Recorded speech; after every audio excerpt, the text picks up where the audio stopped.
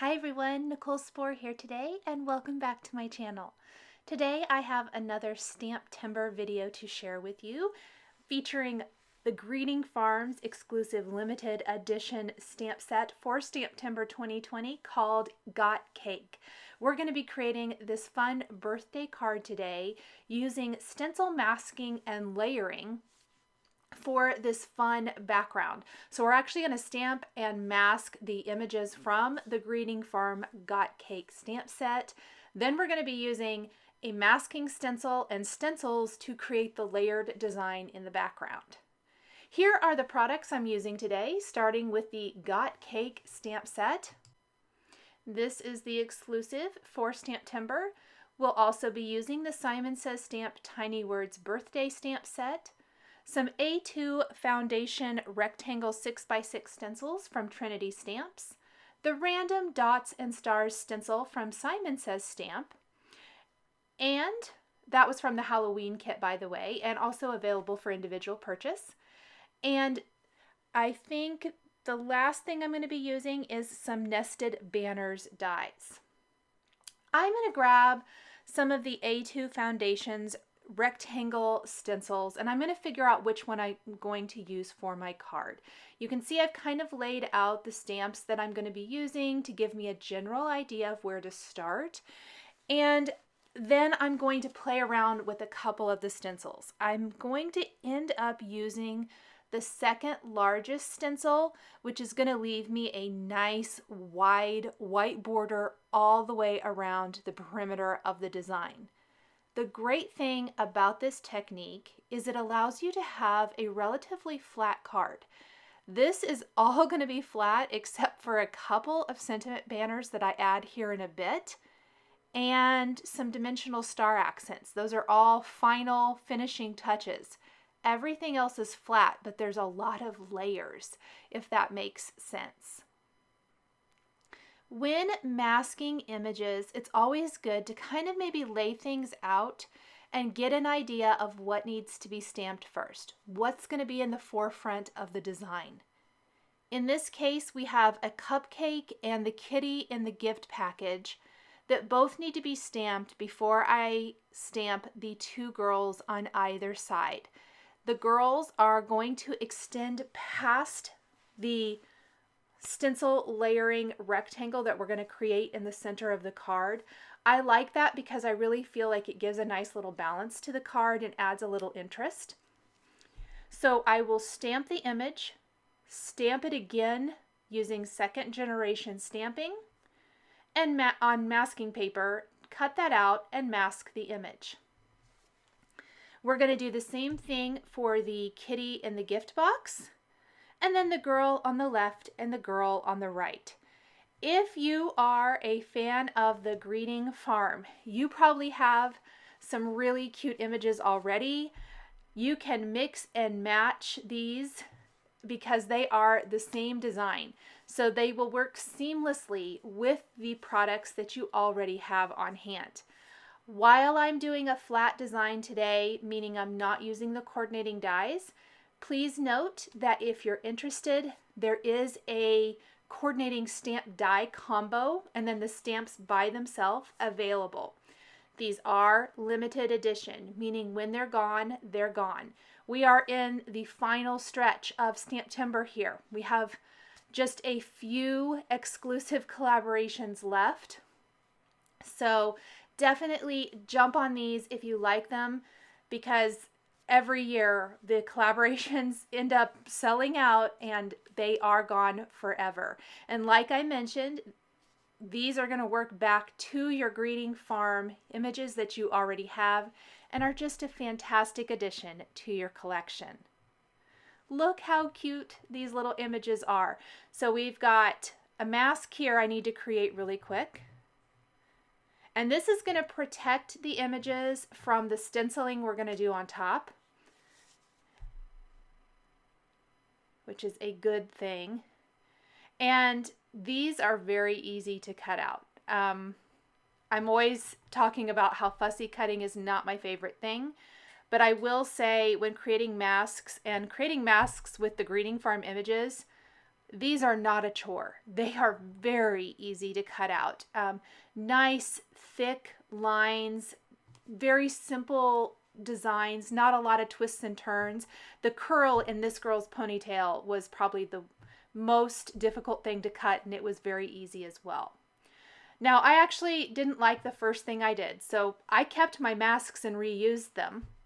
And we are going to then tape our masking stencil over the top of our background, and then I placed pixie spray on the back of the Simon Says Stamp diagonal stripe stencil to help hold it in place temporarily while I do some rainbow ink blending. I have loved this diagonal stripe stencil from Simon Says Stamp the minute it came out and beyond. It is one of my most loved and used stencils, which you can tell by some of the staining that there is on my stencil. I do my best to clean it every time, but I have used, this is well used, well loved, well used, and I love that. I love a product that can be used over and over. I am using Distress inks in Picked Raspberry, Spiced Marmalade, Squeezed Lemonade, Twisted Citron, Peacock Feathers, and Shaded Lilac. So kind of a more pastel bright kind of rainbow than a primary rainbow. Once I have my diagonal stripes going one way, I'm going to flip that stencil around and we're going to stencil back the other way. You might notice that I'm doing 2 lines at a time. I'm not masking them off. If there's a bit of overlap from one color to another, that's fine. The size of the blender brush I'm using probably does help. These aren't the super biggest ones. And about 2 lines at a time is about the width of these blender brushes, so it's working really, really nice. Now, I know it looks like a hot mess or a hot mess express right now, but when I lift this stencil up, we are going to be left with a beautiful plaid background. Now, this would work for any kind of card, not just the card I'm sharing here today. That was my goal with my videos for STAMPtember, is to hopefully use some products in addition to the exclusives and use some techniques that you can translate to products you have at home or maybe inspire you to try something new. I love, love, love that background. And while we have the masking stencil in place, let's go ahead and take some Blueprint Sketch and the Random Dots and Stars stencil from Simon Says Stamp, and let's layer on some stars. So look how easy it is to layer on additional stenciling if you want to. Now here's the magic. When you remove that, you are left with a perfectly stenciled masked panel. I love this technique. I'm going to go ahead and lift away my masks off my stamped images so you can kind of see what we're going to be left with. And now it's time to color. I like to mention I do anything for the background first. I didn't always do that, but I've learned over time that if any error happens after I've masked the image and maybe you color the images first and then you mask them and then you create the background. If anything goes wrong, it's so disappointing to have wasted all that time coloring. And so I usually mask and then do any of my background work, take the masks off, and add my coloring in. I have listed the marker colors I'm using for each step of this card, or the coloring of this card, across the top of the screen. You can find that information there, as well as I've listed it out on my blog for easy reference. E27, 13, and 11 with a little R20 for her cheeks. I just love how she's winking. So cute. And then for her hair, we're going to use Warm Gray 5, 7, and 9. Going in with the light color first, it's really not going to be this gray color. You don't want her to have gray hair for this particular card, but what it's going to serve as a highlight. When we go back in with our deeper, darker, warm grays, that little light gray is going to shine through and create a highlight in her hair. You can start seeing that with the darkest color I'm laying down here, and even more when I go back in with my mid-tone. I am doing very, very minimal blending. In fact, I'm not over blending at all. I want to have some of those great lines in their hair. The great thing about the Greening Farm images is that they generally have these great, nice, large heads and hair that really give you some fun opportunities to be creative. Oh, she's so cute. Little red heart for the candle on the cupcake, or the embellishment on the cupcake. And then we're going to give her a cute little aqua dress in BG 32 and 49. Our 24 and 29 were used for the tongue in her mouth.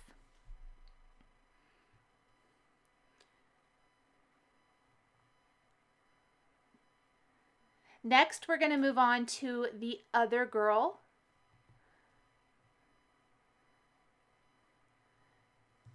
And for her, we are going to use a little E13, 11, and 00 with R20 for the cheeks.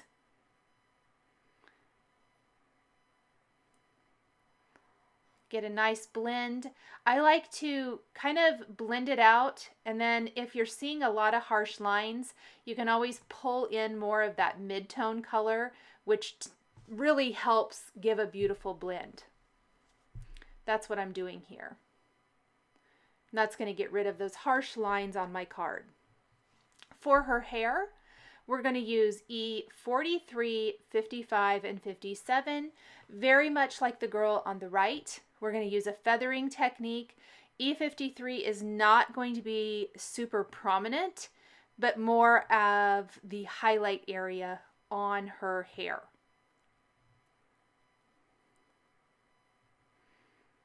We just want to add in some nice little feathering with our E57 and then our mid-tone color, and we can always go back with the lightest color if we need to.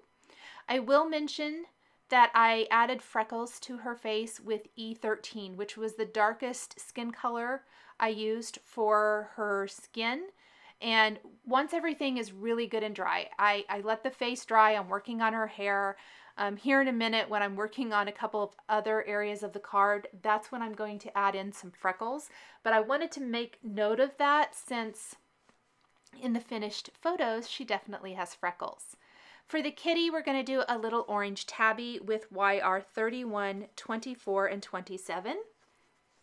With R24 and 29 for the little tongue in the kitty's mouth. I like how the cat is popping up out of the gift present box. So cute. Once we have a good blend, I'm going to go in with YR27 and give the kitty some little stripes. And then R24 and 29 for the ribbon on the present.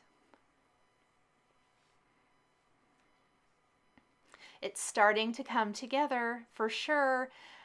Just a little bit more coloring here and we can do all the finishing work for our card. RV 52 and 55 were the pink colors or red violets that I used for the rest of the gift package. I like the red and pink together, especially with the colors in the background of the card. I think it looks really nice. So for the little girl on the left dress, we're going to use Y08 and 19 with YR04 and 09. We're also going to use Y08 and 19 for the frosting on the cupcake.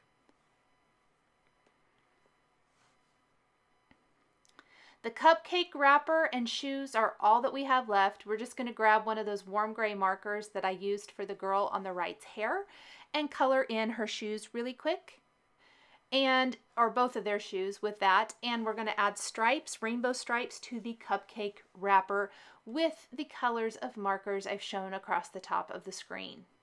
Just kind of nice and bright. Now we are ready for finishing details. I'm going to stamp Got Cake from the Got Cake Greeting Farm stamp set right on my background with VersaFine ONYX black ink. That's going to be the bottom phrase of text for my card.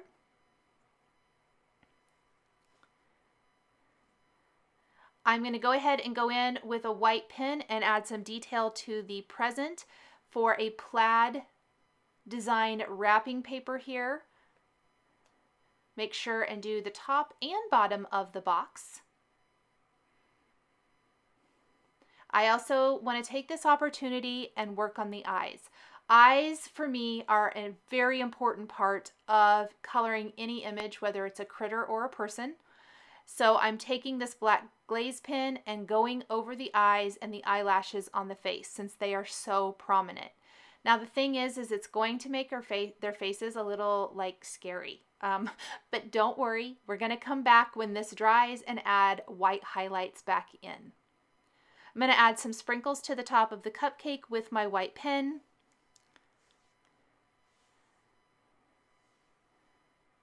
And while I'm waiting for the black glaze pen to dry, let's go ahead and stamp the rest of the sentiments for our card. We're going to use two phrases from the Tiny Words birthday stamp set.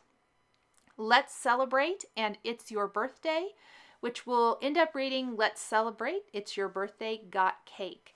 We are stamping these on black licorice cardstock with clear embossing ink and heat embossing with white embossing powder before die cutting with a nested banners die, so we have some little sentiment strips.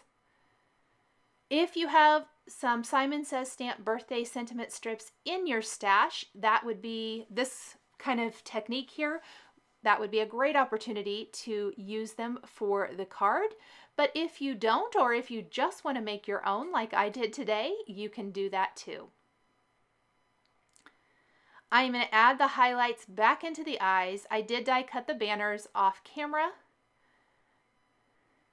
And adding those little white highlights in makes all of the difference in the world. We're going to use some foam adhesive on the back of our strips. And then what I like to do is use a pair of tweezers to keep my fingers out of the adhesive to place these right where I want them to go on my card. I want to make sure that I get them lined up in the order I want. And there are our little phrases to finish off the sentiment. The final thing we're going to do today is take some of these Trinity stamps, funfetti stars, and sprinkle them about. I loved that they were rainbow color, so it's going to coordinate with the design of this card very nicely. I'm using some Ranger Multi-Matte Medium with a fine tip applicator to add little dabs of glue and some craft tweezers to pick them up and pop those stars right where I want them to go. This panel will be adhered to a white top fold card base, and my card featuring the Greeting Farms Got Cake exclusive limited edition STAMPtember 2020 stamp set is all finished. Thank you guys so much for joining me today for the stencil masking and layering card. The supplies I used to create my card are listed and linked below the video here on YouTube. Here's another video featuring STAMPtember limited edition exclusives that you might be interested in. If you enjoyed this video, please give it a thumbs up and be sure to subscribe to my channel and hit that notification bell to never miss a new card making video. Thanks for joining me, and we'll see you next time.